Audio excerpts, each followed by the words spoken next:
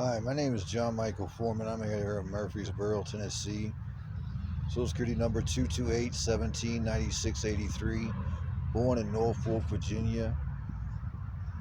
Age 44. White. Property of Bering, Washington. Other than just Bering, Washington, I own all Bering, Washington property. Between the riots and the fights inside the facilities and the staff fights and so forth, it's been a long, over 10 years battle. Shots fired at my wannabe neighbors. Bullied many years ago, but didn't win a fight. Others now that came in had placed murder at the time. Some had passed away for their greed, some still around. What I mean is they were ran off while others took over for their greed. Riots across the U.S. and global. Wars in many training facilities and so forth between military and government for all countries that I have been placed in, and more, including by chosen choice, not by force.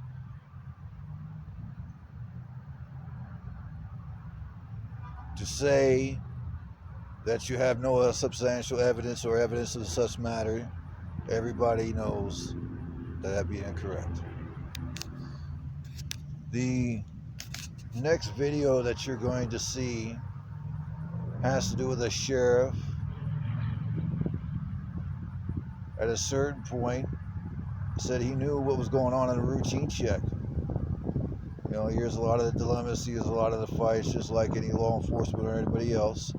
Whether it's the fights in the restaurants or the convenience stores and gas stations and anywhere else all over the place.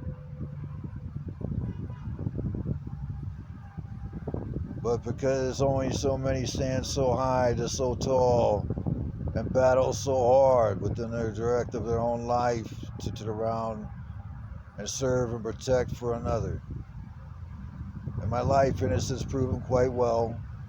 For every logical fight across the world and on Earth, you have NASA, more than NASA, there's programs and things you didn't know, and the work that I do, including also much more between on Earth and on Earth, and too many witnesses, and too many employees, and too many in this direct of wanting the floodgates. So they gave them museum, display, teach, show,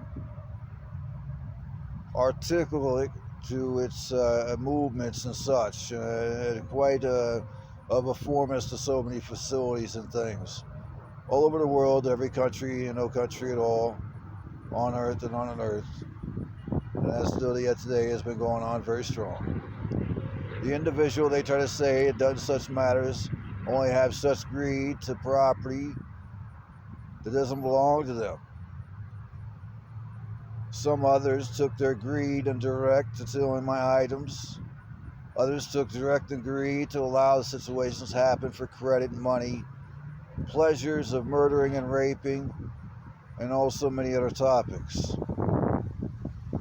If the man yet is still alive, and that anybody sees this, the serve and protect he gave me, the serve and protect to give him, is to be released immediately. If not, and if they murdered him in cold blood, as they spoke of in the video, they are all to be arrested in life with no possibility of parole, knowing better in the fights all over the place that well proven the situations. So yet to direct the one individual is not even possible for the greatness global and on Earth due to the fact of my affiliations of how global and on Earth, how well strong to every human global has stood to one means of an army. That if you take Mr. Foreman, that they will self-annihilate anything living. As the fights across the world, only a couple people that are able to stand and not able to stand nothing at all and died. Everybody knows this logic between all colors have stood strong side to side across the world and on Earth. No way to defeat the decision, no way to defeat negotiations or anything else. The people took their own stand and stand strong. Again, thank you. My name is John Michael Foreman, and as soon as possible, a man is to be released. That would be the one that's in brown, with a shaved head, with the scars.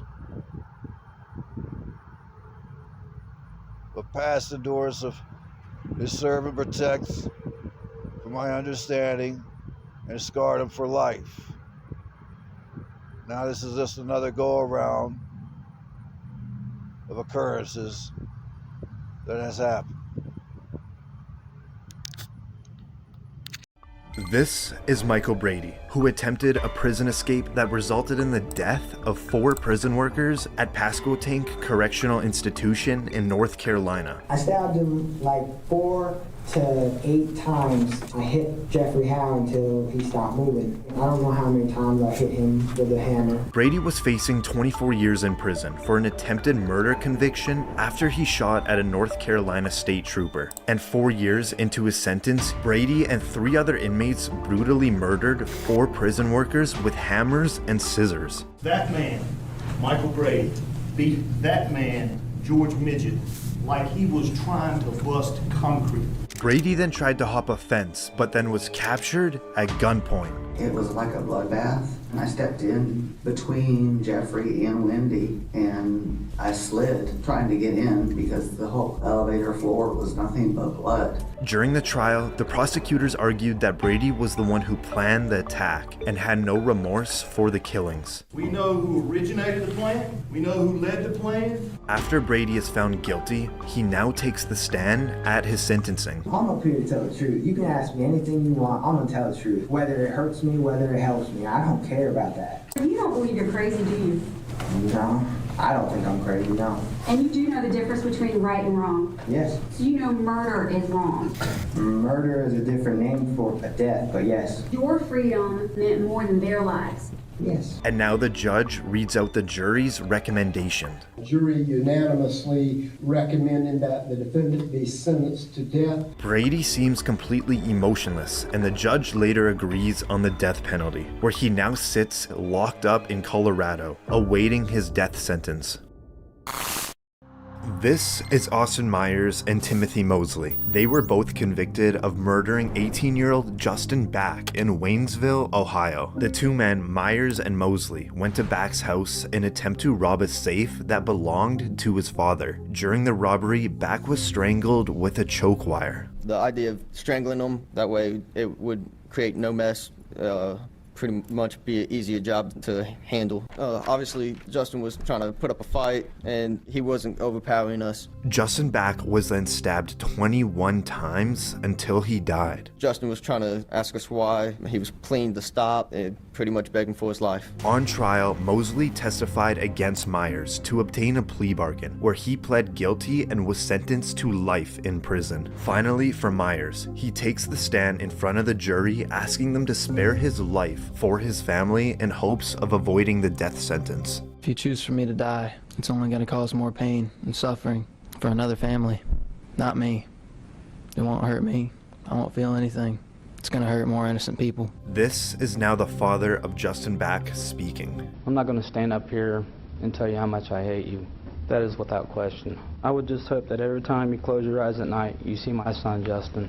After the jury recommended the death sentence, this is Myers' last chance to plead for his life in front of the judge. I think there's a lot of good things I can do with my life if you allow me to keep my life. And the judge doesn't buy it. He hands down the maximum sentence. The defendant does not understand how precious life is. Therefore, the sentence of death shall be imposed upon Austin Gregory Myers on the charge of aggravated murder. Nothing but a slight nod. At just 19 years old, this made Myers the youngest Ohio individual to be put on death row. He is currently awaiting his execution at Chillicothe Correctional Institution. There were so many lives destroyed by this, and it was just for nothing. I mean, there was no money in the safe. There was nothing in there. They did this for basically nothing.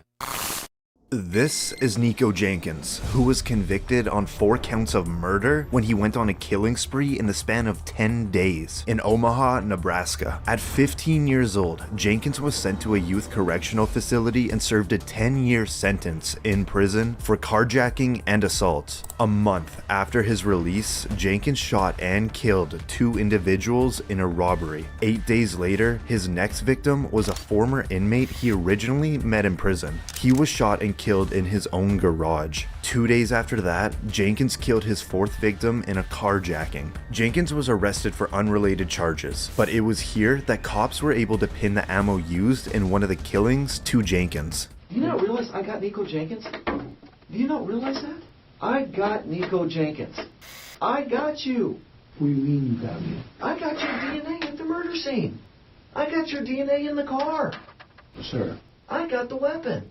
I got Nico Jenkins. Jenkins pleaded no contest to 4 counts of first-degree murder. He also waived his right to a jury trial, meaning a 3-judge panel will decide if he is innocent or guilty. Each one of these murders was a deliberate and planned act. The victims were pre-selected and the murders were purposeful. After Jenkins is found guilty of all 4 murders, he sits still with little movement. And now comes his sentence. Therefore, this panel finds that the death penalty is appropriate, should be, and is hereby given for each of the 4 murders by the defendant. As Jenkins is sentenced to death, he seems to be completely unfazed. He is currently incarcerated at the Nebraska State Penitentiary awaiting his death sentence. This is Martez Abram, who is convicted on 2 counts of murder for the killings of 2 Walmart employees in South Haven, Mississippi. Abram had worked at the Walmart but was faced with a suspension after he apparently had a knife on him in the store. The day he was suspended, he returned to the store with multiple weapons and opened fire, killing store managers Anthony Brown and Brandon Gales. He was laying on the ground with his eyes open, and I ran up to him and I looked at him. I said, Anthony, honey, please say KC one more time. He also shot an officer who survived due to his bulletproof vest. Once I got out of my vehicle, I heard gunshots and I felt the pressure of the bullet hit my back. He was arrested on site. Now in court, Abram admits to all crimes. That's you, isn't it, sir? Yes. Look at it, please, sir. Yes.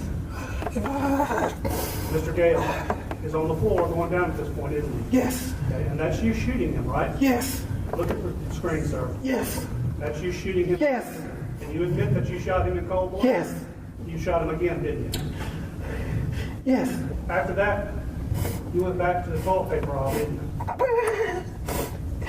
Yes. This is one of the victim's wife delivering a victim impact statement. You took Anthony from me on the exact day 20 years earlier that we had our first date. And now this is when the judge will decide Abram's fate. In count 1, I will sentence you to death. Count 2, you will be sentenced to death. In count 3, you will be sentenced to life in the penitentiary. As Abram hears that he will be receiving the death penalty, he stands silently, where he now sits on death row awaiting his execution.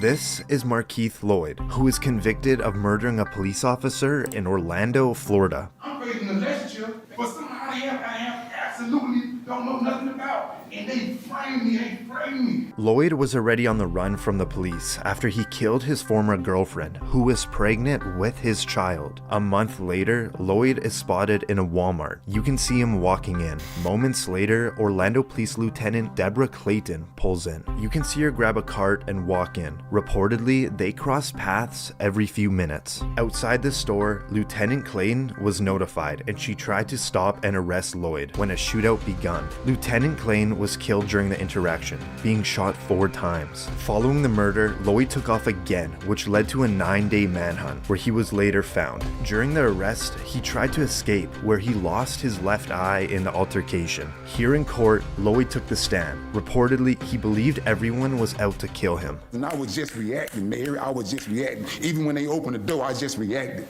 I fired 2 shots, I just reacted. The jury then found him guilty. It really hurts deep down inside. This is Lieutenant Clayton's sister giving a victim impact statement. She stood in the place as my mother when I didn't have one. I truly miss my sister.